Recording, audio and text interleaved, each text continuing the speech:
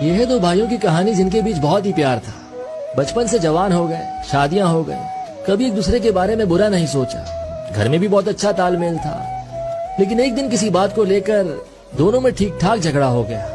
چھوٹے بھائی نے باتوں باتوں میں بڑے بھائی کو کوئی ایسا ورڈ کہہ دیا جس سے بڑے بھائی کی انا کو ٹھیس پہنچ گئی اور دونوں بھائی الگ ہو گئے. کبھی مارکیٹ میں بھی اگر سامنا ہو جاتا تو دونوں ایک دوسرے کو اگنور کیا کرتے ہیں, جیسے بھائی ہیں ہی نہیں, پہچانتے ہی نہیں ایک دوسرے کو. وقت گزرتا گیا اور دیکھتے ہی دیکھتے 8-10 سال گزر گئے. چھوٹے بھائی کی بچی بڑی ہو چکی تھی, اس کی شادی کی ڈیٹ فکس ہوئی, رشتہ طے ہوا تو چھوٹا بھائی گیا بڑے بھائی کے پاس, کہنے لگا معاف کیجیے گا, آئیے گا ضرور, آپ کو ہی سارا کام سنبھالنا ہے.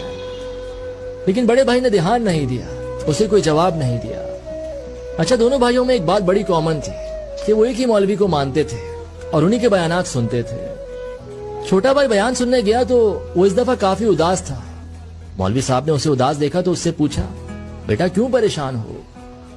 تو چھوٹے بھائی نے انہیں سب بتایا کہ بھیا سن نہیں رہے, سمجھ نہیں رہے ہیں, معافی مانگ رہا ہوں لیکن معاف نہیں کر رہے.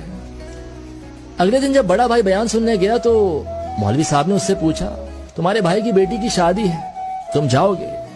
تو بولا نہیں, اس نے تو یہ سب کر دیا تھا, فلانی 10 سال پرانی ایک ایک بات بتا ڈالی.